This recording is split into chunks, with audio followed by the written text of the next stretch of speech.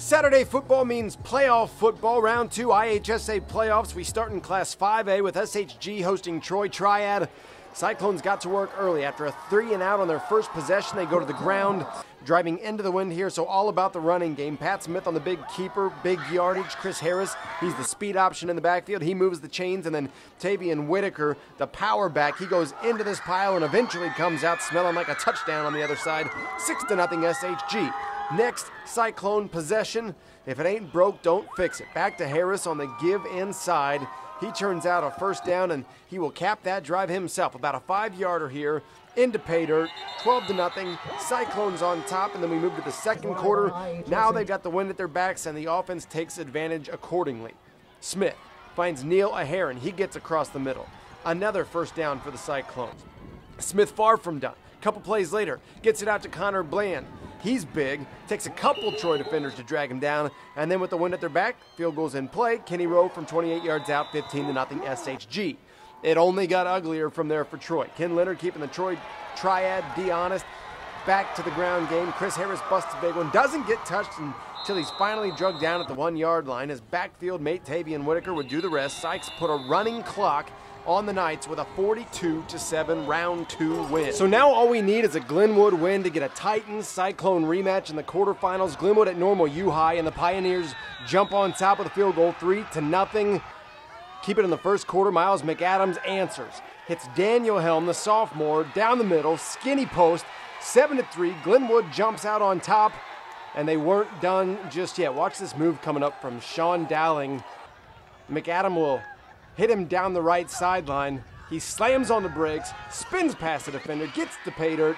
13-3. Looks like Glenwood might run away with this thing. Pioneers had other plans though. Second quarter, Pioneers have a really nifty quarterback, speedy guy, quick, he's small, he gets down between guys and he busts this for a touchdown. 13-13 with that score. We're all tied up. Glenwood needing to answer before the break now. Second quarter, they get it. Joey Giovanelli to the outside.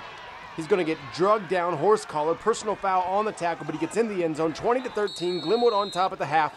Move to the fourth quarter now. Glenwood up 27-13, but it's more from Morris. I told you he was quick. 27-20 as he finds pay dirt, and the Pioneers weren't done. They would get the ball back, drive all the way down, and then on their 13-yard line, fourth quarter, fourth down, it's going to be Eric Kerr coming up with a big tackle on the screen pass. That seals the deal for Glenwood. They will move on. We're going to get that rematch. SHG and Glenwood next week thanks to today's 27-20 win. To Class 4A, Zach Grant and Wes Lunt looking to further assault the state record books, but an emotional game. Everyone wearing the patch in honor of Manteno. Assistant coach Corey Blanchett hit and killed by a car earlier this week. Manteno played with their heart on their sleeve. Fourth down in the red zone. Ryan Sample finds J.J. Withrow. They took a 6-0 lead. First punch thrown comes from Manteno. But here comes Lunt and Grant. Quick out. Grant would do the rest. 65 yards back across the field. He had 8 catches for 211 yards in the first half. This touchdown tied things at 6. And in the second quarter, the Rocket defense would come alive. Garrett Dooley wore his big boy pants to Rocket Booster Stadium on Saturday. He intercepts Manteno quarterback Sample. That's a pick 6. Rockets up a score.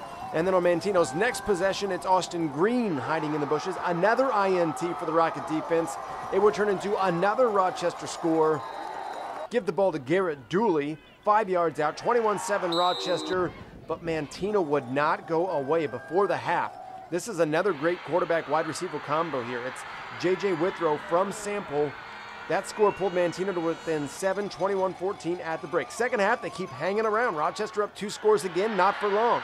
Sample, Withrow, we talked about this. That combo is good.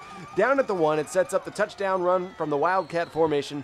35-28, Rochester needs to put it away. They'd give it to Dooley to do just that. 78 yards, 4 rushing touchdown, and the pick 6.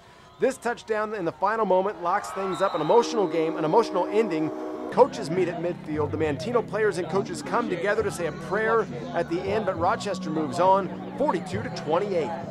You know, they played with a lot of emotion. You can tell they were ready, they were prepared. We didn't play great, you know, but give a lot of credit to them. They're well coached, they played hard. And you know, but I tell them, you know, I've been around a lot of games in the playoffs with my dad, and this sometimes you just got to get through, and this is one of those games we just got through, and you move on, and thank the Lord. Everyone knows that we're going to be a big passing team. I mean, we got West going to OSU, so they got to stop the pass, and us running it, it opens up the offense. They don't know what to do, and it just leaves them guessing. He pulled it off in the end, you know, and the whole line did too. When we needed that touchdown, we got it, and that speaks a lot about this team and their character. You know, everybody's bigger than us. And when they knew we were running and we could still run it, that was big. So that was big. Dooley played a great game. We keep rolling. Class 3A, a Prairie State Conference rematch between North Mac and Staunton, and North Mac is playing their best football at the right time. Talk about big boy pants. Johnny Williamson wearing his as well. First offensive play for Staunton, it's 44 in the backfield, and then later that drive, 3rd and long. Williamson again the pressure and the QB sack. North Mac would get the run game going after that. Matt Evans is never the biggest guy on the field, but he's normally the fastest. 21-yard game would get the Panthers deep into Staunton territory, but on the 1-yard line, disaster. Fumble on the exchange. Staunton would recover, and the scoring opportunity gone for North Mac. It wouldn't really matter, though. North Mac would hold in on their next offensive possession. Evans again, I said normally the fastest. On this play, we're going to call him the second fastest. It shortened the field, though, and Evans would do the rest from there. Later that drive, on the sweep with Williamson and Eric Dodd rolling out the red carpet. North Mac was 3-4 at one time. Now they're in the state quarterfinals in Class 3A with Saturday's 26-12 win. The game of the day took place in Camp Point. 2A playoffs between Williamsville and Camp Point Central. Looked like the Bullets might take it in a rout early, 20-7 at the half, but Camp Point not ready for their season to end. They battle all the way back, and with that field goal, we are tied at 23 late in the fourth quarter. Williamsville had another chance, but the Camp Point defense swarms Nick Rossetti. That sack would give it back to the Panthers.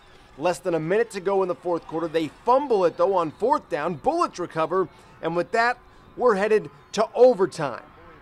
Panthers get the ball first. They got a Division I kicker. He puts them up 3, 26-23. So now it's Williamsville's turn. Give it to Rossetti. He's going to keep it himself to the left side. Looks like he might get in, but a big defensive stand will stop him at the 1-yard line.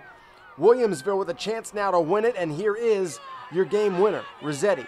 Takes a snap, drop back, look to the right. He finds Clinton Fletcher wide open in the end zone for the win, 29-26. The Bullets advance with the win in round 2 against Camp Point Central. Williamsville gets the winner of this game, Auburn and Maroa Forsyth. Maroa has been to the state title game the last 2 years. Looks like they've got it in their crosshairs again. Their defense is nasty, I'm telling you. Get the sack here of Corbin Clark in the early going of this game. Auburn trying to match them on the defensive front. Wes Sargent gets in the backfield. He sacks Logan Stelsreedy, but chasing down Stelsreedy, not an easy thing to do. It seems like he's been around for about 8 years now in Maroa. And watch this play. The play action, he'll keep it himself. He bounces off a couple defenders, finds pay dirt. Auburn falls today 46-7 to a very, very good Trojans team. And 1A football, the season comes to an end today for the Pawnee Indians. Kit Dine and company fall to Arcola 24-22. A lot of fun to watch this year, but the Indian season comes to an end with a 9-2 record.